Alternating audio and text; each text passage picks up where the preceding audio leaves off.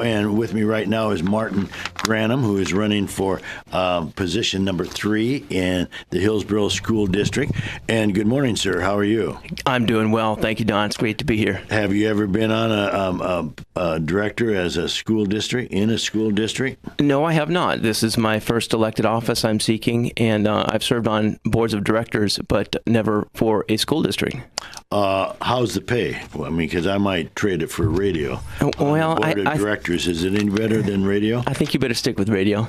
Okay. I see. It is uncompensated in terms of cash, but in terms of reward, it's got its rewards, absolutely. So why do you want to be on the school board? Well, I'm just really passionate about our community. I've been in public service really my whole life, my Air Force career, and then I retired and came home, broadly speaking, and that turned out to be the Butternut Creek attendance area in the Hillsboro School District. Mm-hmm. And I got involved with my daughter's parent-teacher club, and it just went from there. That was back in the 2006 timeframe when the district was trying to pass a capital bond, and I'm a civil engineer by degree and a facility maintainer. What have you built? What do you build as a civil engineer? As a matter of fact, we have over $100 million in capital construction right now with Washington County. The public services building is half empty, and we're executing Are you ever going to get the water out of the basement? Yes, we are. We are going to solve that problem. Gene, are you listening? Gene, are you listening? We're going to get it done. It's very exciting. In fact, that's most of the work that's happening right now. You'll see some heavy equipment doing some excavation. Right. That is to tackle the dewatering issue. Yes. In fact, which is not your fault, by the way. No, sir. I'll tell you that. We're cleaning it up, though, and it's going to yield a vastly improved workspace. The basement will be daylighted now, so there'll be windows into that below-ground workspace where our information technology superstars work. Is all the tech equipment still going to be in the basement? It is, and throughout construction. Water then, won't it?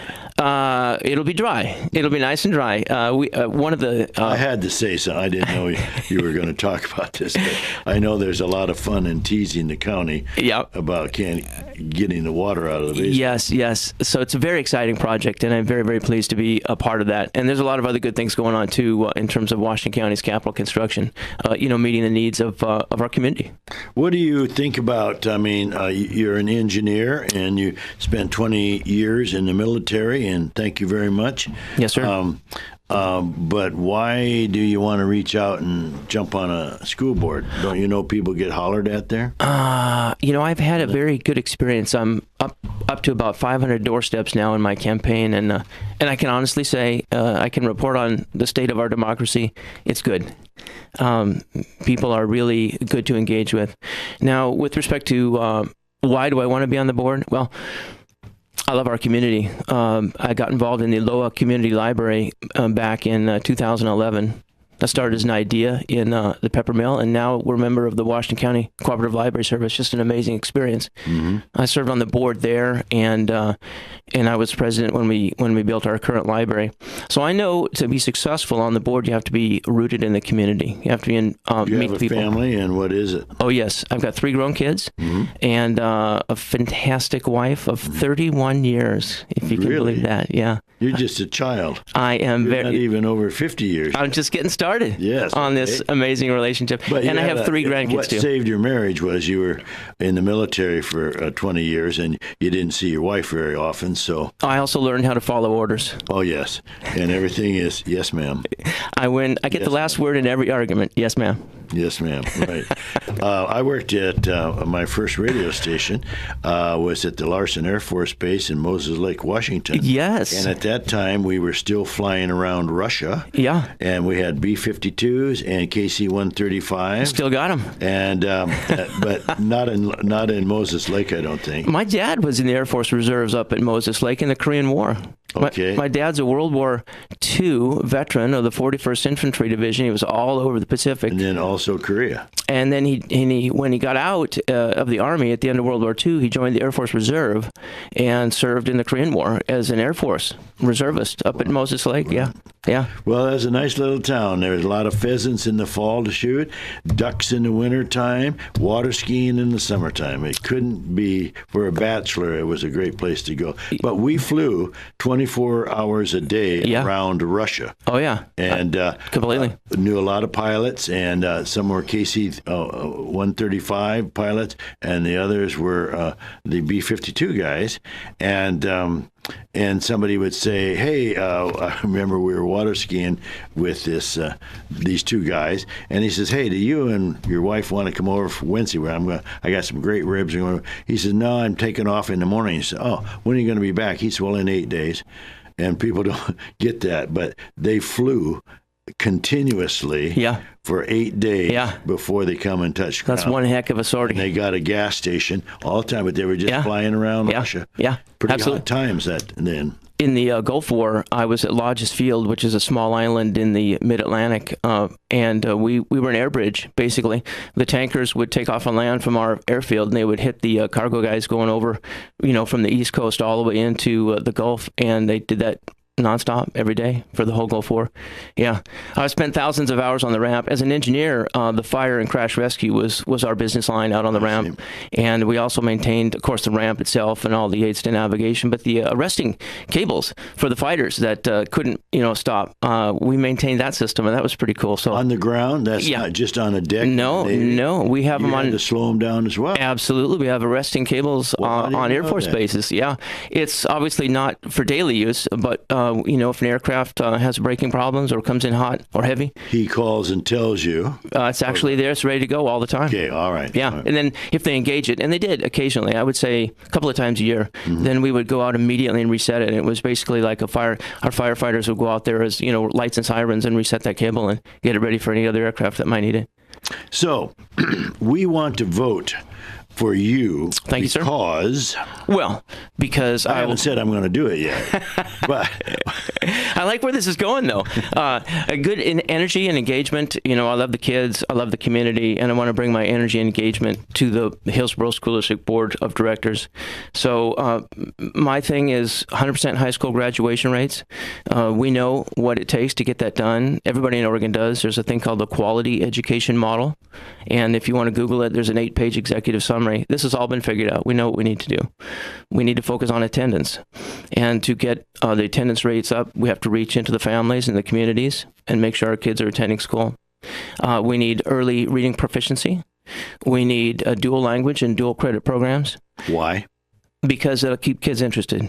As they age, they want to make school relevant. And those programs, the career, technical education, keeps some kids who maybe don't want to do math for math's sake, but they want to come and get ready for the workforce. And so that's what we need to do. Across the spectrum of a student's participation in our school district, we need to be meeting their needs in a way that engages them and grows them and makes them ready for the workforce or college as they see fit, or military, go Air Force. Yes, go Air Force. Amen. I without you guys. But it seems pretty simple to you. I mean, you're not stewing about this or anything else. Like, if I get elected, geez, what am I going to do? It's going to be pretty nervous times or anything else. No. It's engaging with the community. Keeping everybody focused on the goal. 100% graduation rate. Do you think the schools are getting enough money from the state? No. We hear that every time. No, absolutely not. How much money do you need? My gosh. Well, everywhere you go, it's for the kids. It's for the kids. It's for the kids. But then the PERS trucks back up, take their great big double trailers down to Salem and dump it in this great big building that they have for the PERS contribution. Well, we do have challenges statewide, in adequately funding our public services across the spectrum of public services, whether it's public safety, transportation, public health, higher ed.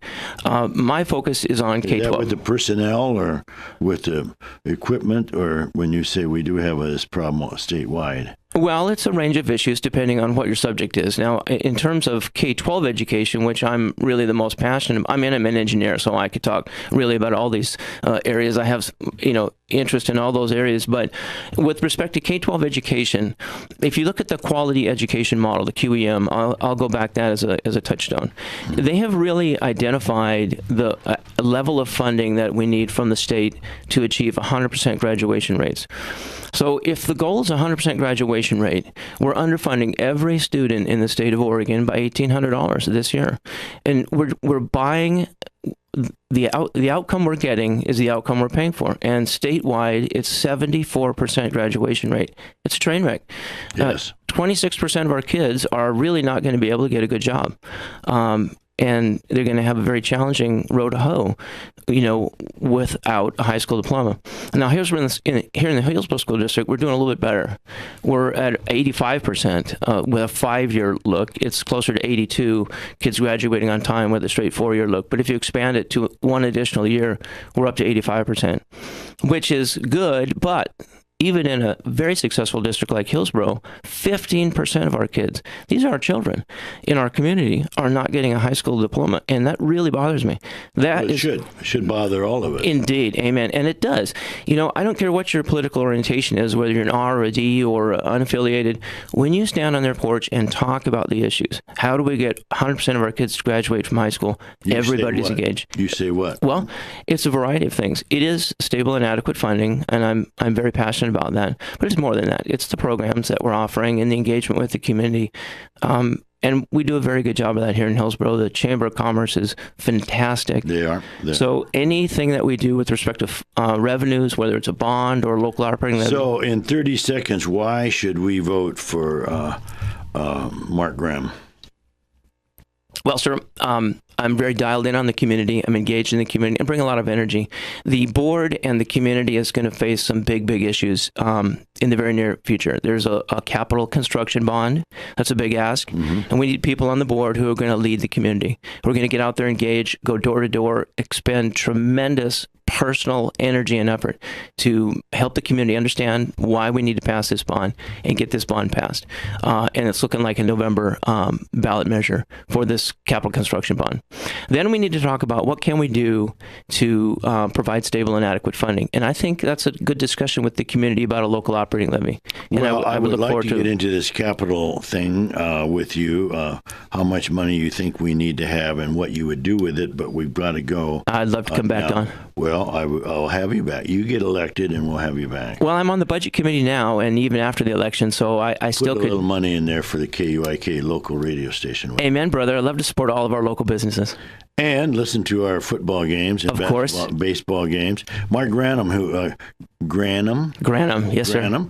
Who's running for position 3. I'll say again, good luck. I hope you win. Thank you, Don. And thanks for taking your time to run for office. It's not easy, and some days it's not fun, but most of the time it can be. So thank you for being on KUIK, Mark. Don, I feel like I've arrived chatting with you on... Well, you have. Whenever you get to talk to a Marine, I know it's an uplift for you. I feel blessed.